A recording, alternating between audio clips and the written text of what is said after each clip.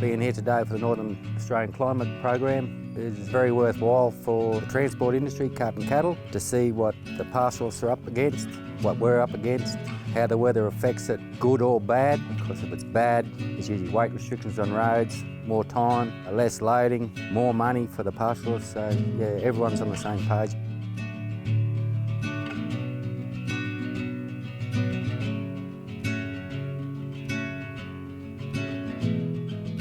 The most valuable thing I learnt today was the different weather patterns on the internet, how to search for what the weather is doing. We often look at the weather every day in the yard and keep an eye on what's going on around the territory. So I found it very interesting that there's so many different avenues to go down to see what is going on everywhere.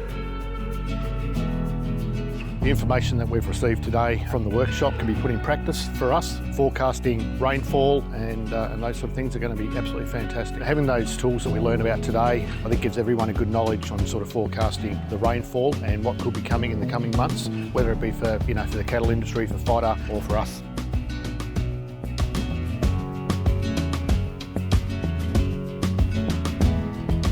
I enjoyed the part about all the different international models and how they come to their conclusions about, predicting the weather, and also the different drivers of the climate like the MJO and the IOD and the ENSO. So yeah, it was really good, I thought. So we're looking to make sure that to form a sustainable industry, we do need to consider diversification in our production systems. So it's important that climate and forecasting is really a big part of that. What we feel that we can get into in a season, what we might be able to grow or produce plant-wise in the season to help then on the back end of looking towards diversification and helping assist inputs into our cattle production side of things as well.